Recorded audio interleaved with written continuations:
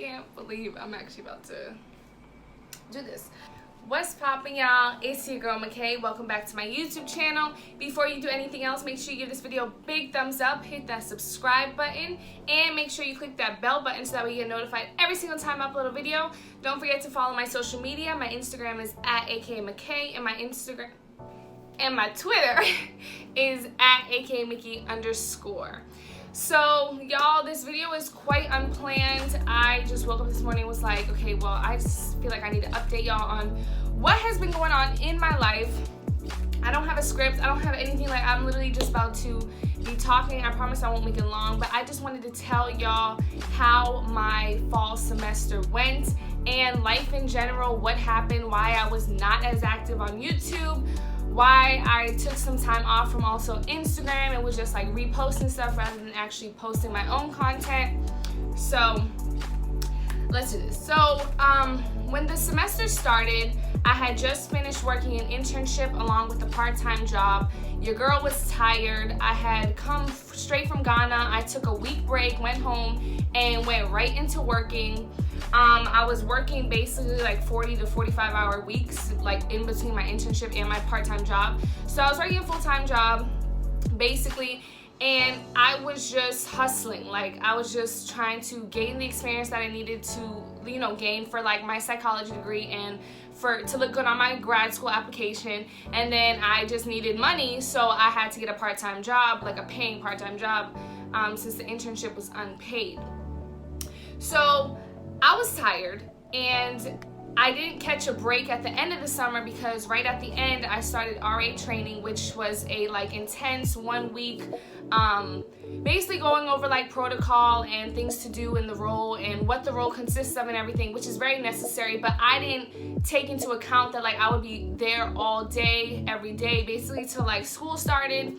And so I really was not resting. I didn't have time for myself like the whole summer basically. And so then I just went into the school year and I was like, God, please find a way. Like, in between, I kept my part-time job, I had the RA job, and then I was doing school full-time. I was like, I'm gonna try to do this and see how this works out. So the first week of school, I will say I was very, very anxious. I was nervous that like I wouldn't make it basically, or I wouldn't do as well academically as I have in the past because of all the things that I've taken on. I was also a mentor for an academic program this semester, and I know your girl is crazy, but I took on an internship position for a remote company, like that I could work at home. But luckily enough, I thought the internship would start this semester that just passed, but it will not start until spring. So, but like thinking of all these things that I had to do, you know, my own bills that I had to pay for, and just like, you know, taking care of myself, taking time for myself, I was like, where is the time to do all this stuff and do homework and like do well? So your girl was anxious. Academics means a lot to me, especially since like it's just always meant a lot to me, but because I have to go to grad school to fulfill the career that I want to do, like I have to do well academically. Like, it's not a question. So very anxious the first week. The next few weeks roll around, I'm like getting used to my schedule. I had longer days than like I had ever had. Like, I had class from 11 to 6:10 in the evening on Tuesdays and Thursdays, and like that was never a thing for me in the past semester. So very new schedule to get used to and everything. And then then like midterm stuff started to come around, and midterm stuff, like midterms exams started to come up, and so I started to study for that. But then I had gotten a call from my family saying that my great-grandmother was like, she was gonna pass. Like, she was not doing well health-wise. And so that crushed my heart, and of course my number one reaction was I have to go home. Like, I need to go home. So my family called me on Tuesday night, and that Tuesday night was actually, like, that Tuesday was a birthday of a friend that I had lost in December of 2018. So this was the first birthday without her actually being here. So that day was already a lot emotionally, and then to receive that call from my family about my great grandmother, it was just a lot. And And what was crazy about it is that I had such a good Monday, and I thought, oh, this is gonna be a great week, and then like all this stuff just started unraveling. And then I went home Thursday, and on Thursday I was supposed to have my statistics midterm, and I ended up going to my professor's office. I was emailing like endless professors on Tuesday night. I was like, can I please take the midterm like this day instead, whatever, because I needed to get home as soon as possible. We didn't know what was going to happen, so I needed to get home. And then one of my professors ended up saying it was impossible to change the date, so I had to stay for Thursday morning to take the exam. And then the other exam that was also on Thursday, I talked to my professor, and he was like, you know what, go home, you have so much on your plate, blah blah blah. And so I was so thankful, and I know like God, that was God's like miracle that he gave to me, because no professors do that really. But yeah, so I went home, and a few days later, that Saturday, my great-grandmother did end up passing away. Whew. And this was like the end of October 26th of 2019. And so then I had to come back to school because I was like so behind. I hadn't even taken a whole exam. So I come back to school Sunday night. And her funeral was that Tuesday, and no, the wake was that Tuesday and the funeral was that Wednesday, and I couldn't go, so because I had to be here at school because I was just so behind and stuff. And when I had gotten back, y'all, I'm so sorry, like I just feel like my energy just went so down right now. But when I had gotten back to school, I was very down. My professors saw that there was a whole change in my mood. I had only explained like these specific circumstances to two professors because they were the ones who were having exams that Thursday, and one of them really saw that I did a whole like 180, and understandable, right? So I was just trying to do this school stuff, keep going to work. Like it was just so much going on at one time that I really was like, wow, like this just sucks. I was very down, like completely. I would say like I was just not my normal self for a few weeks, like a month actually, because it wasn't until like mid-November or like late November that I was like right before Thanksgiving, I was like, oh, I'm going back home to be with my family, like I'm feeling good. So I was just really trying. I was really just trying. And then I had to keep telling myself that my Vovo, which means grandmother in Creole, she would not want me to, you know, be out here being so sad about her death and not, you know, grinding and hustling, because like that's the type of woman that she would like. That's who she wants me to be. I could not just like stop everything and just mope around, because she was such a light. She was so beautiful. Her smile was amazing. Like she was just like such a light. You can't be so sad. Like, you know that she's still out there. Well, I know that she's still there. And so I just had to be happy and content with the fact that she is still with me. And that's literally what pushed me through those weeks. And so Thanksgiving came around.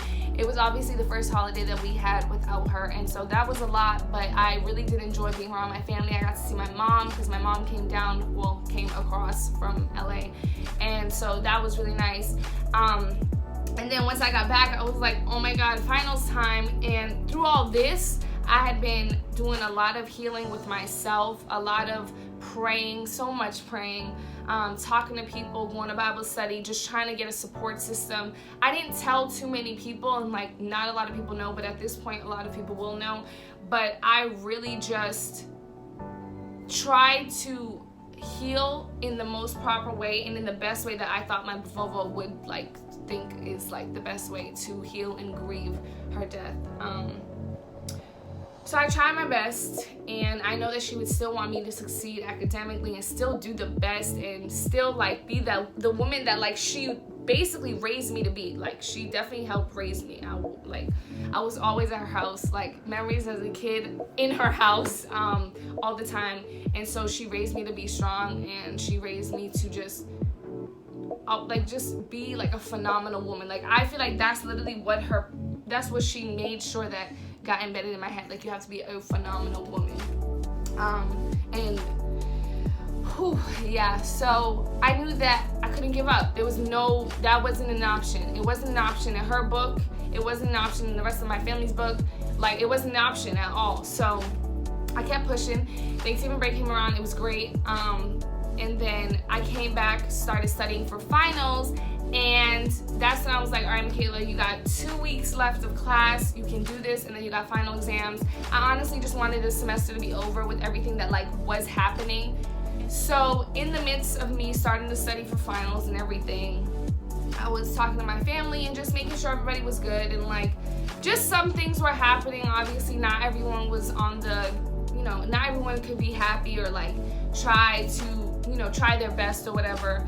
And we started like this photo album that you can like share with iPhones, and so we have so many pictures of my Vovo there. And so like whenever I would like get sad or like just not feel like in the mood and I needed something, I would just look at her photo, and her photo is like on my lock screen. So like I just kept being reminded that she is with me, she is there, and I literally have to do this for her. Like I have to do this for her. It would be a dishonor for me not to continue doing what I was already doing, So I just kept pushing. That's basically all I could do. And when I needed to take time to myself, I did. I will say that this semester I really took time for myself because it was like a breaking point for me. The death of my great-grandmother did a lot to me, and so I needed time to heal, and I'm still healing. Like, this healing process is an up and down thing. I needed time to breathe properly and just like take care of myself. And so that's one of the priorities that I made after everything had happened. So I was doing a lot of that.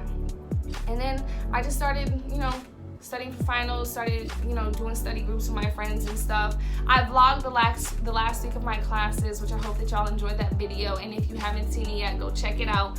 But, and I just like ended the semester on a good note. I really do believe, with like everything that was going on in between me juggling like a lot of stuff and having a death in my family. It kind of came full circle because I had a published article in the NYU magazine. Let me go get that for y'all, hold on. So I think it was like a couple days before the last day of class or something like that. I had gotten this in the mail, which is the NYU magazine. I don't know if y'all can see this very well, but I am in it because I was featured for the work that I did in Accra, Ghana. And so they did a whole feature of me. There's my picture, and then a whole article, and y'all can access this online. I will put the link in my bio. But basically it just talks about an all-girls club that I started with a friend, and it basically focused on sexual health and sexual rights in Ghana. We talked to these girls, a lot of girls from ages as young as like, I think like the youngest one was like 9. We allowed 9-year-olds in, but really we wanted the club to be from 10 to 19 because we thought that was a better age group in terms of like where are they mentally and how mature are they. So we talked about a lot of things related to being women, what our sexual rights are and how to avoid being violated, and just understanding that no one has power over your body except you. And so we taught them a lot of things about like biology, a lot of like correct terms for sexual things and stuff like that, and they really enjoyed it. I feel like it was definitely their first time receiving this type of resource because at school they don't talk about it. They told us that like in school when they go through, I think it's like human development class or something, they touch on sex like one day and then they just keep it pushing. And it's the very minimum of what you can talk about when you are trying to describe what sex is, how do you have a baby, things like that. And I think it's very important for people to understand how does that happen. So then if you don't want to have a baby, you avoid that. And like, if you are old enough or mature enough or in the right headspace to have sex, and what does it mean to when somebody wants to have sex with you but you don't want to have sex with them, what's that word, and call it something, name it, and explain to them that that is incorrect, and just like giving them the knowledge that they need to be healthy women, and that they have rights. So that was one of my biggest accomplishments this year, I will say. It was definitely one of the things that I'm very, very proud of. I'm like most proud of, and the fact that it was released in an NYU magazine, you know, with my whole name, it was quite something. And so I was just so happy when I received this. And then I said, you know what? With everything that's happened this semester, things are coming full circle. I have interviews lined up for things that will propel me for my psychology career, and I'm just making the right steps now, and I really do think that I am in a much better headspace. This semester, like, mentally was trash, if I will say. I was working, and I am still working on myself, but I have been working so hard to just get better. And so I am getting better day by day. Every day is so different, honestly. Sometimes I cry and I'm like, okay, well, we gotta do this for Vovo. So, I mean, it just depends on the day and what I'm feeling and what's occurred and stuff like that. But basically, I wanted to update y'all on what has been happening in my life, why I have not been so active. And yeah, so the last video that was uploaded, the one about me and my friends talking about being black at NYU, that was literally uploaded like the week before everything just went downhill. So that's why I just did not upload a video.